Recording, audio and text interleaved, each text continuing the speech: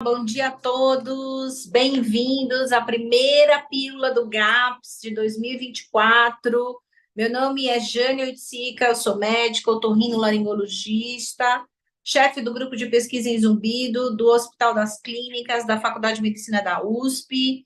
Eu estou aqui com a nossa colega, a doutora Elaine Miwa, otorrinolaringologista, para abrir as pílulas do GAPS esse ano.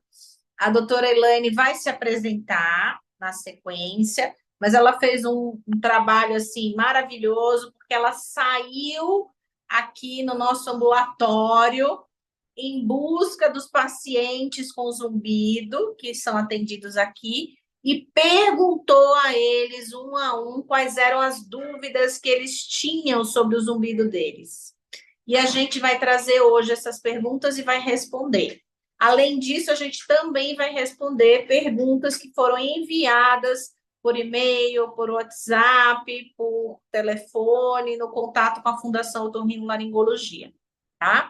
Então, bem-vinda, doutora Elaine, é um prazer tê-la conosco hoje. Por favor, se apresente. É sempre bom estar aqui nesse ambulatório, um ambulatório bem rico mesmo, né? Agradeço o convite da doutora Jeane, né? Meu nome é Elaine Watanabe, eu faço parte do grupo de pesquisa e sou otorrinolaringologista, como ela comentou, e a gente foi mesmo em busca, né, de dúvidas para tirar dos pacientes, porque as dúvidas são imensas, né? E a gente também tem que trabalhar nas coisas do dia a dia também, né? Nas dúvidas que os pacientes têm. Então, vamos lá. Primeira pergunta que apareceu para a gente é: notei que quando estou estressado, o meu zumbido piora. É isso mesmo? Elaine, me conta, como é que a gente explica essa situação para o paciente? Eu acho que podem ter dois principais caminhos para a gente falar sobre o estresse.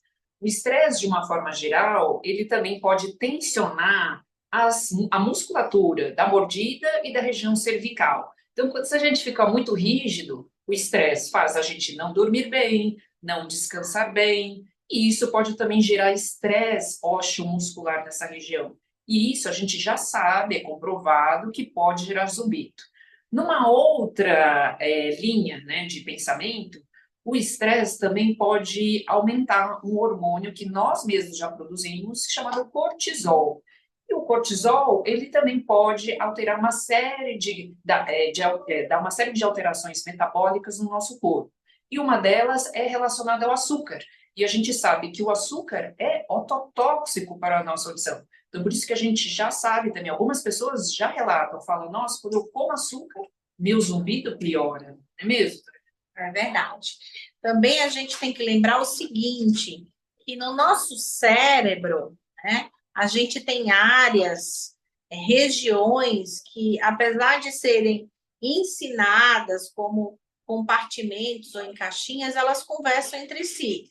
Então, a área auditiva, que é uma região do cérebro que vai perceber o zumbido, ela conversa intimamente com outras áreas que a gente chama de sistema límbico, que são áreas responsáveis pela ansiedade, por luta e fuga, né? Então, toda vez que você está estressado e que você tem a ativação dessas áreas no cérebro, áreas relacionadas ao estresse, vamos dizer assim, você pode, por comunicação, por cross-talking, né, ativar ou piorar a percepção do zumbido, né?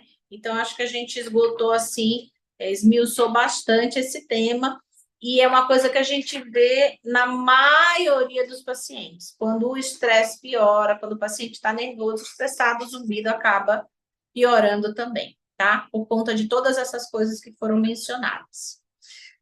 Uma outra pergunta que foi feita, eu vou fazer a pergunta daqui. Espera só um pouquinho, Elaine. Ó, o Itamar perguntou o seguinte: gostaria de saber se tem uma percentagem de cura de zumbido. Cura, ele está falando em livramento, né, quando o zumbido desliga, desaparece, livramento de 100%. Existe uma percentagem de cura? Não existe uma porcentagem e não existe também, por exemplo, a gente tem que ver, a gente avalia o paciente é muito personalizado esse tratamento, né? Porque o zumbido, ele pode ser multifatorial. Mesmo que eu tenha um chiado e a minha vizinha tenha um chiado idêntico, no mesmo tom, não quer dizer que as causas sejam as mesmas, e não quer dizer também que o tratamento seja o mesmo. Então, tudo vai depender das causas, né, e das respostas também que o paciente pode apresentar em relação a esse tratamento. Tá. Então, assim, o que a doutora Elaine quis falar é que mesmo o zumbido de mesma causa, por exemplo, perda auditiva, né? A causa do zumbido ser a perda auditiva. A resposta de dois pacientes cujo zumbido tem a mesma etiologia pode ser diferente, né? Foi nesse sentido que ela quis dizer. Mas sabe, Tamar, tem um trabalho britânico que saiu recentemente, em que eles falam que 18,5% dos pacientes com zumbido se curam do zumbido em 4 anos. Então, é um trabalho que eles fizeram um acompanhamento desses pacientes ao longo dos anos, e eles viram que de cada 100 pacientes, 18 se curam, ou seja, o zumbido desaparece. Então, se eu fosse definir uma taxa de cura do zumbido, é 18%. Ok? Vamos para a próxima pergunta. Barulho de moto ou som alto pode piorar o meu zumbido? Sim, Elaine, me exato, conta. Como é pode. que isso acontece? A nossa audição, ela é feita com vários tons, né, para nós ouvirmos. E a gente pode ter lesões pequenas, médias ou grandes, e essas lesões podem deixar uma parte dessas nossas células mais sensíveis. Essas células que ficam com mais dificuldade para trabalhar, elas podem ficar incomodadas quando aparece algum som alto.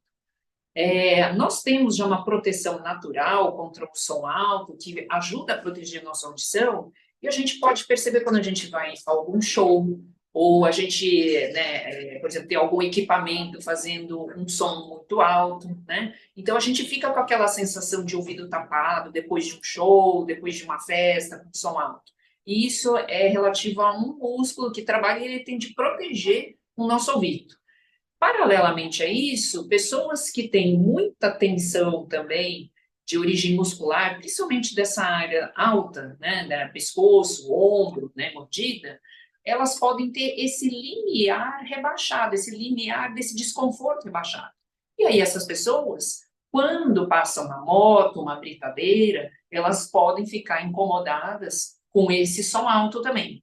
E às vezes esse limiar ele está tão rebaixado que às vezes nem precisa ser um som tão alto para já incomodar esse paciente. Às vezes, o som de uma torneira correndo já pode incomodar, som de talheres batendo, ou muito burburinho, isso às vezes já pode irritar a pessoa também, né, doutora? Então, assim, essa coisa de eu escutar uma moto ou um som alto e meu zumbido piorar, ela é muito frequente, tá?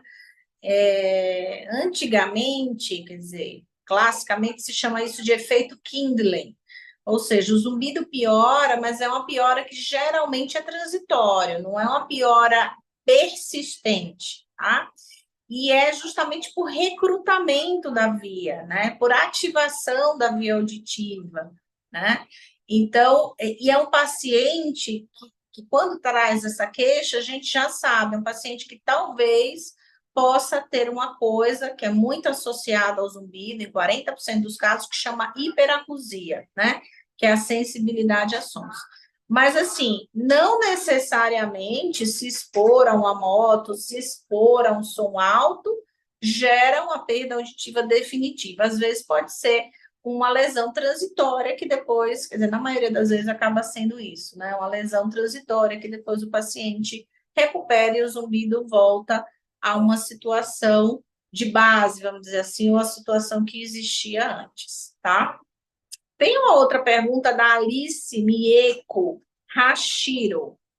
O projeto do zumbido do HC ainda existe? Eu não sei exatamente qual projeto, acho que ela está falando do nosso grupo, talvez, o grupo de pesquisa em zumbido.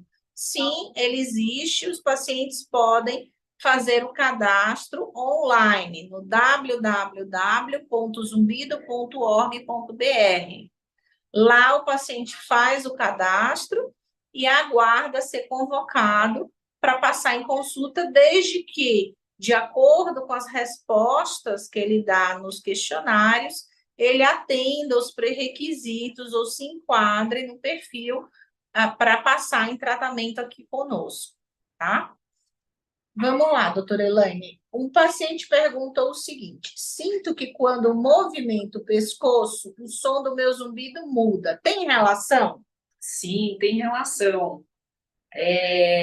A nossa área auditiva, ela tem comunicação com várias outras áreas do nosso cérebro. Então, por exemplo, a área emocional, igual a doutora Jane comentou, e áreas também que a gente chama de somatosensoriais. Então, áreas relacionadas.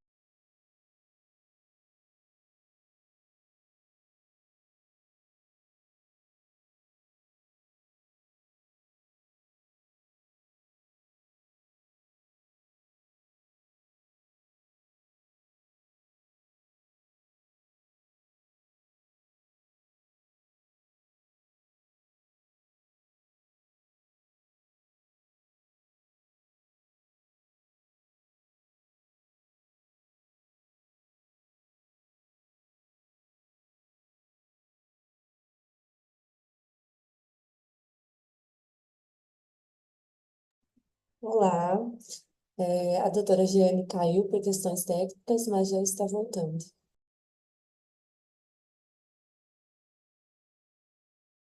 Oi, oi. A gente está de volta? Caiu? Voltou, doutora. Estamos ao vivo. Tá, mas caiu, não foi? Sim, Caiu? mas está ao vivo, continuou, tá? Continuou? Tá, então vamos lá, Elaine. Vamos repetir a pergunta e repetir a resposta? Sinto que quando movimento o pescoço, o som do meu zumbido muda. Tem relação? Então, olha só. A gente tem comunicação das nossas informações auditivas com várias outras áreas do nosso cérebro. Então, por exemplo, a área emocional é uma delas, a parte, por exemplo, que a gente chama de somatosensorial, então, áreas relacionadas à parte da parte muscular, do pescoço e da mandíbula, também elas podem ter comunicação com o nosso zumbido. Por isso que nem todo zumbido é só de origem auditiva. E aí, o que acontece? Se a gente, dependendo da movimentação do pescoço, não é que qualquer movimento do pescoço pode gerar zumbido, não é isso. Mas se tiver lesão e essa parte auditiva, né, receber essa informação de forma distorcida, que pode vir de origem mandibular ou da cervical, isso pode fazer realmente modular o zumbido. Então, às vezes, pode diminuir o zumbido, aumentar o zumbido, mudar o som do zumbido e, às vezes, mudar o lado do zumbido.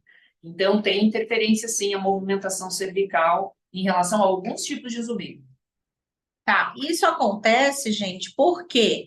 Porque toda essa musculatura, tendões, articulações em volta do ouvido, ela é inervada por um nervo craniano chamado quinto nervo craniano, que é o trigêmeo.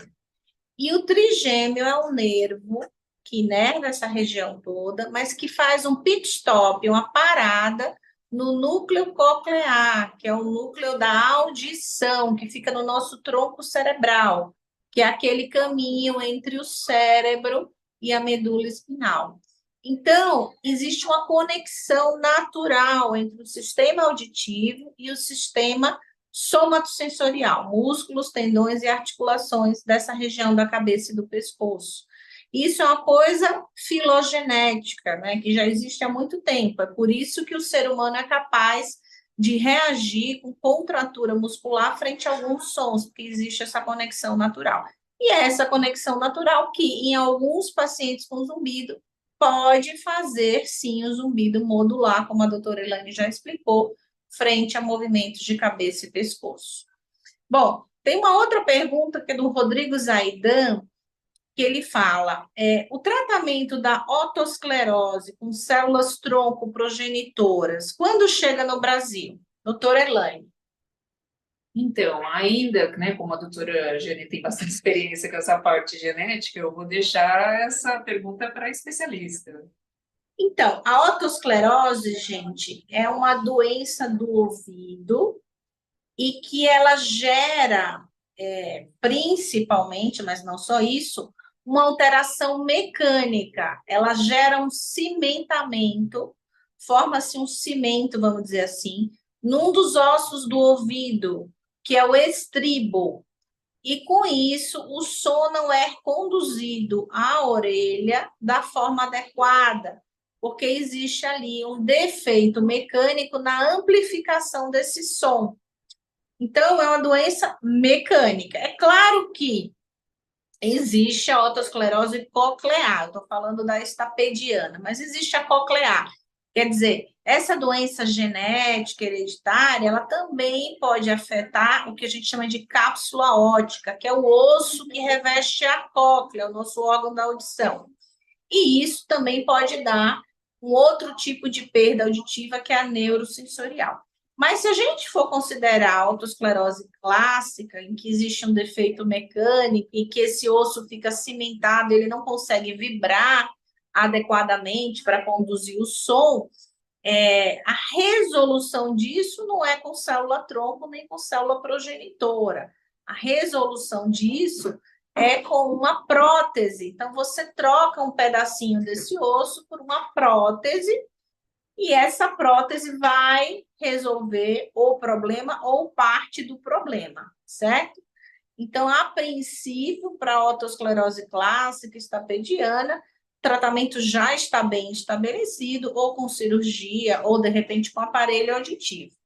É claro que, se esse paciente tem alterações nas células da audição, somada a esse quadro todo, pode ser que no futuro se beneficie com um tipo de tratamento, mas eu não acredito muito que seria com células-tronco, talvez com uma terapia gênica. Mas isso é uma coisa que não existe no momento. E falando em genética, né, para fazer uma observação, se de repente a pessoa que perguntou tiver algum familiar que tenha autoesclerose, exatamente, é importante também a investigação de outros familiares, né? Porque, em geral, foi realmente uma herança de alguém, se essa pessoa tiver filhos. É interessante também que, principalmente se for menina, depois da menstruação, né, faça também exames de audiometria de rotina, porque quanto antes, quanto mais precoce for a descoberta da autoesclerose, vão ser mais amplos os tratamentos, né? A gente consegue ter uma qualidade melhor também nos resultados. Perfeito. Então, tem mais uma outra pergunta que é assim: o zumbido pode ser num lado da cabeça ou só em um ouvido? O que você acha, doutora Na Imelda? verdade, não existe uma regra. Zumbido pode ser na cabeça inteira, pode ser num lado da cabeça, ou num outro lado da cabeça, ou às vezes a pessoa pode perceber no ouvido, nos dois, às vezes pode ter mais de um zumbido também. Um zumbido pode ser diferente do outro lado. Às vezes tem gente que percebe um apito de um lado, um chiado do outro, ou um barulho de motor, por exemplo, de um lado. E às vezes também pode oscilar ao longo do dia. Em um determinado horário, o paciente pode relatar: eu tenho um tipo de zumbido nesse horário, e no outro horário eu tenho um outro tipo de zumbido. Ou algum zumbido que aparece de vez em quando. Um que pode ser fixo também, por exemplo, um chiado que a pessoa tem, que é o contínuo o dia inteiro. E ao longo do dia, às vezes ela pode perceber outros sons, né? Barulho de asa de borboleta, ou motor, né? Algum outro tipo de som. Verdade. Não tem uma regra. É verdade que se eu ouvir sons de chuva, ondas do mar, ruído branco, pode melhorar o meu zumbido? Então, existe uma terapia que chama terapia sonora, né? E existem algumas estratégias para essa terapia sonora. Então, por exemplo, naturalmente, quando um som me incomoda, a gente já tende a colocar esse som um pouco mais alto para tentar mascarar esse zumbido. Só que isso não é tratamento. Então, vamos supor, se eu ouço um chiado, aí eu coloco um outro som para mascarar, um som mais alto do que o zumbido que eu ouço, ok, eu vou deixar de prestar atenção nesse zumbido, mas não estou tratando. Agora, tem a terapia sonora que pode ajudar na melhora do zumbido, nessa percepção. Então, como é que funciona? Vamos supor que o seu zumbido seja mais ou menos nessa altura. Se você colocar um som um pouquinho mais baixo, que pode ser onda do mar, barulho de chuva ou ruído branco, a gente vai fazer com que o nosso cérebro ele não fique tão focado nessa parte do zumbido.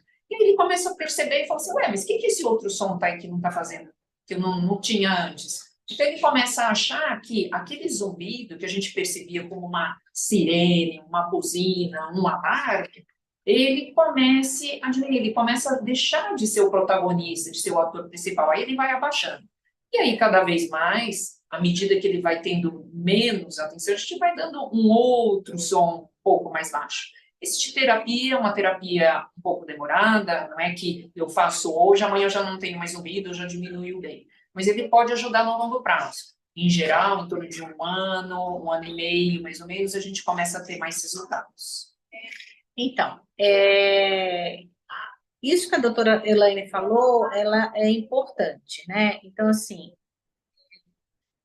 a verdade, o que a gente comenta é que o paciente com zumbido, ele não deve ficar no silêncio, né? Essa coisa do silêncio acaba sendo nociva. Por quê? Porque quando você fica em silêncio, você percebe mais o zumbido, ele fica grande, a percepção dele cresce, né? Então, a terapia sonora, ela, desde que o paciente entenda o que ele está fazendo, ela vai ajudar nessa coisa da plasticidade cerebral, né? O cérebro perceber que existem outros sons competidores com o zumbido. E isso diminui o tamanho do zumbido no cérebro. Mas desde que o paciente entenda por que está sendo feito e faça com esse objetivo, né? Algumas horas por dia precisam ser feitas para você poder ter o resultado. Então, a ideia é trabalhar a plasticidade cerebral, trabalhar o tamanho da percepção do zumbido no cérebro. Mas sim, funciona. Os autores falam em 80% dos casos na melhora do zumbido, tá? Meu zumbido é um chiado. Notei que no chuveiro o meu zumbido some. Por que será que ele some no chuveiro, doutora Elaine? É exatamente isso que a gente estava comentando agora. Se o som ele tiver mais alto do que o nosso próprio zumbido, ele tem o poder de mascarar esse zumbido, né? Então, o barulho da água ele pode também ser ao mesmo tempo relaxante, né? E ajudar também a diminuir essa percepção do zumbido, assim como o som ambiente, igual a doutora Júlia comentou. Existe um teste que a gente faz, na verdade, assim, quando você está no chuveiro, como o som do chuveiro é um chiado, e o seu zumbido também, acaba que há um mascaramento, né? Acaba que há um mascaramento porque são sons que são similares, então, mascara, né? Também pode acontecer o que a gente fala de inibição residual, que é até um teste que a fonoaudióloga faz em cabine, né? Na hora que ela põe o paciente na cabine para aferir as características psicoacústicas, as características do zumbido do paciente, ela pode dar um som que vai acabar mascarando esse zumbido e o zumbido transitoriamente desaparece, né? Por conta de neutralidade, tá? De sons que se anulam, vamos dizer assim. Mas esse efeito do desaparecimento do zumbido vai variar. Tem paciente que o zumbido desaparece por segundos, tem paciente que o zumbido desaparece por minutos, tem paciente que já tive aqui paciente que o zumbido desapareceu um dia, dois, e na grande maioria dos casos acaba voltando, né? O que a gente chama de inibição residual. Uma outra pergunta é o seguinte: o zumbido atrapalha na audição, doutora Elaine? Então, em geral, o zumbido, ele, como a gente acaba prestando atenção no zumbido, ele pode atrapalhar na audição. Mas, em geral, pessoas que têm perda auditiva, elas podem ter também facilidade para ter zumbido, porque exatamente por causa dessas células que estão mais enfraquecidas, elas começam a tentar trabalhar mais, e aí elas acabam reclamando, entre aspas, e isso pode gerar uma distorção sonora. Então, a falta da audição pode gerar o zumbido. Mas o zumbido em si não é que vai fazer você perder a sua audição. É que o zumbido, ele pode atrapalhar, mas em relação à percepção dos outros sons que a gente tem. É, é assim, ele congestiona, né? Isso que ela falou, ele congestiona o nosso cérebro. Não é em todo paciente, tá? Tem paciente que tem zumbido, a audição normal e o zumbido não atrapalha. Tem paciente com zumbido, a audição normal e o zumbido atrapalha a percepção do que as pessoas, o entendimento do que as pessoas estão falando, né? E tem zumbido, o paciente tem perda de audição e o zumbido não atrapalha, tem perda de audição e o zumbido atrapalha. Então, assim, tudo é possível. O que acontece é que nestes casos em que o zumbido atrapalha o entendimento dos sons, quer o paciente tenha perda auditiva ou não, existe um congestionamento da via, né? Por motivos que a gente desconhece, por que um paciente reage de um jeito e outro de outro jeito. Mas existe um congestionamento da via, um excesso de informação. E esse congestionamento acaba atrapalhando as demais funções, não só a audição, pode atrapalhar a memória, pode atrapalhar a atenção, pode atrapalhar outras coisas por conta de excesso de informação. Outra coisa que eu queria comentar é que, assim, por exemplo, no consultório é muito comum, doutora, mas a minha perda é muito pequena. Ou, ao contrário, perda grande, eu costumo dizer, perda pequena não significa zumbido pequeno. Assim como perda grande também não significa zumbido grande. Existem várias possibilidades, tudo é possível, igual a doutora Jane comentou. Tá? Quem tem zumbido pode tomar vinho, doutora Elaine? Olha, pode tomar vinho. O vinho, ele tem propriedades antioxidantes, né? Mas a gente sabe, então, por exemplo, como ele tem propriedades antioxidantes, ele pode também ajudar no relaxamento. Isso pode ajudar na melhora do zumbido. Mas, por outro lado, a gente sabe que o álcool, ele é ototóxico. Então, isso também pode atrapalhar na percepção do zumbido. Então, tem gente que toma álcool, quando se beneficia dos efeitos de relaxamento, ajuda a melhorar o zumbido. Agora, se a pessoa também exagerar na dose, isso também pode aumentar a percepção do zumbido. Eu acho que tem que ter moderação, né? Não está proibido, mas pode, em alguns casos, sim, aumentar o zumbido. Então vai depender, né? Se você tem zumbido e tem diabetes, por exemplo, não é bom tomar vinho. Por quê? Porque a gente sabe que o vinho vai piorar o controle da glicemia, do açúcar no sangue, e com certeza pode piorar não só o zumbido, como a audição, né? Apesar de que tem pacientes com zumbido, muito estresse, muita ansiedade, que tomam vinho e o zumbido melhora. Então, assim, é uma coisa para você conversar com o seu médico, porque precisa ver se você não tem fatores que vão complicar aí, porque por mais que ele seja antioxidante, vamos dizer assim, a gente tem que considerar as comorbidades de base, né? Se o fígado tá bom, se você tem uma boa função no fígado, tudo isso, certo? Bom, eu vou fazer uma última pergunta para a doutora Elaine e a gente vai encerrar para não ficar muito longa essa pílula. Tem um monte de outras perguntas que eu vou deixar para a próxima. Eu não sei se tem perguntas dos ouvintes. Doutora Giane, chegou uma pergunta agora no WhatsApp. Ah, A pergunta é a seguinte, é feita pela Elaine Teles. Oi, minha dúvida é saber se dor na cervical pode dar zumbido. Tenho muito torcicolo e o meu zumbido é como um apito. Já fiz vários exames, mas também tenho o meu gama GT alto. então, ela está perguntando, Elaine, o que você acha? Se o zumbido pode ter a ver com a cervical. Pode sim ter relação com a cervical, exatamente por essa comunicação mesmo do nervo auditivo nesse núcleo coclear dorsal, dessas informações do pescoço, mordida e audição também, pode ser. Então, sim, e seria interessante você procurar seu otorrino, de repente ele pode te indicar, se houver, né, indicação formal com a fisioterapeuta, e aí o zumbido, se for adequadamente conduzido, pode melhorar. A última pergunta que a gente tem é o seguinte: por que o meu zumbido é muito pior pela manhã, doutora Elaine?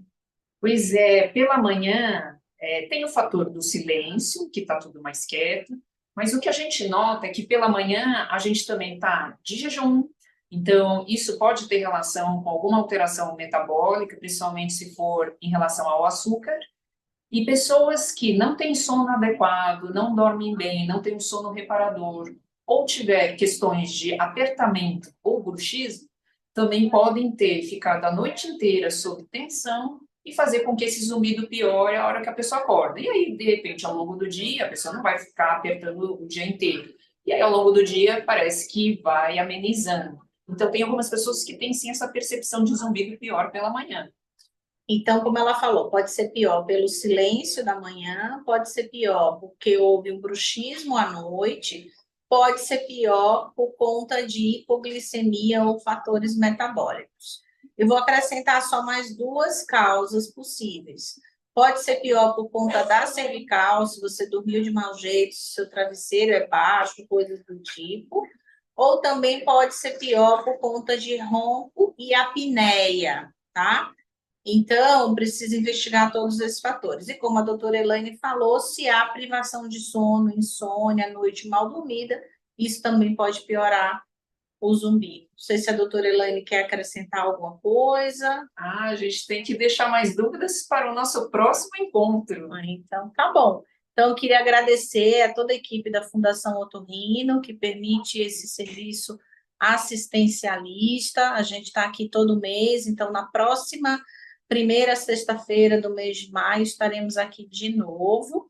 Eu queria agradecer a presença da doutora Elaine, eu queria agradecer a paciência e participação dos nossos pacientes em casa, online, dos pacientes que são atendidos aqui no nosso grupo e das pessoas que não nos conhecem, mas estão assistindo. Eu que agradeço o convite mais uma vez. É sempre muito bom estar aqui, né, respondendo as perguntas da doutora Jeane. E contem comigo. Aliás, contem conosco. Então, tá bom. Obrigada.